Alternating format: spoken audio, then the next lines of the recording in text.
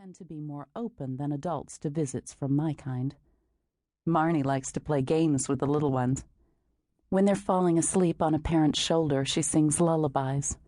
Every once in a while, one of them gets scared by her presence and screams bloody murder, which puts her into a funk for weeks to come. All she wants is to offer love and comfort. But some people, even kids, just don't want solace from a ghost.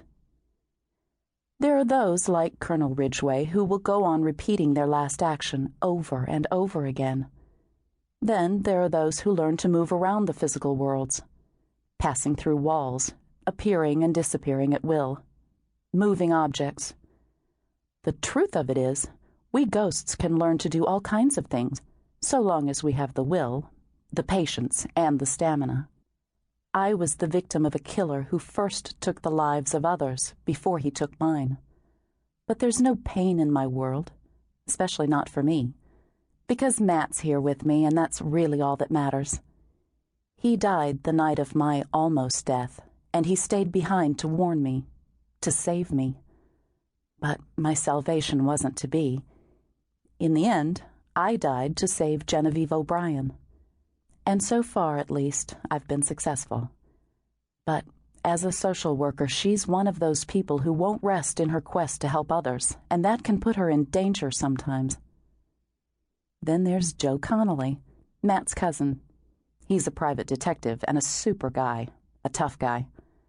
But no one's so tough that he can defy death. Life's not like the movies. Most of the time, the bad guys can aim, so Joe can use some protection whether he knows it or not. I believe Matt and I have stayed on because of either Joe or Genevieve, or maybe both. It's our job to make sure they, and maybe others, stay safe. Nope, being a ghost isn't easy. In fact, it's damn hard work protecting people when most of the time they can't even see you and don't think they need protection anyway. Take Joe. He has a thing about going to the graves of the people he couldn't save, including Matt's and mine. Sometimes he brings flowers. Sometimes he just sits in deep thought. And sometimes he talks. Then he looks around, hoping that he hasn't been overheard. I imagine that it would be difficult to obtain new clients if word got out that he was insane. But everyone out there has his own way of coping with loss. For Joe, it's talking to people at their gravesites. That's how we became involved in the Poe killings. And that's how Joe became involved with Genevieve again. She was a child of privilege, but even after she'd almost lost her own life, she couldn't stop herself from investigating problems, including murder. Chapter 1. The crash occurred on the FDR. Strange thing, Joe had just been driving along Manhattan's East Side and thinking it was amazing that there weren't more accidents on the busy and outdated highway, when right in front of him, a crash caused the car a few lengths ahead of him to slam into someone else.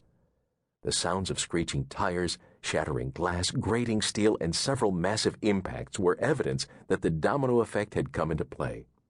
Someone almost stopped in the aftermath of the first collision, but then that car was pushed into the next lane, and the driver coming up didn't have time to stop. He slammed into it hard and careened into the next lane. The car that hit that driver bounced over the median and into the oncoming traffic going south. Joe somehow made it off to the side, threw his car into park, and hit 911 on his cell phone. He reported what he saw and his position, dropped the phone, and hurried out to help. The car that had caused the initial crash was fairly far ahead of him, but there was a line of disabled vehicles stretching back from it almost to where he was. The people in the car closest to him were fine, and so were the people in the next vehicle, and the driver of the third probably had nothing more than a broken arm. The smell of gas around the car that had hopped the median was strong, though, a bad sign.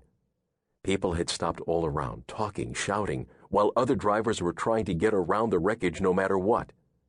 "Hey, it's going to blow up," someone called to Joe as he approached the car. He lifted a hand in acknowledgement, but kept going. He wasn't a superhero.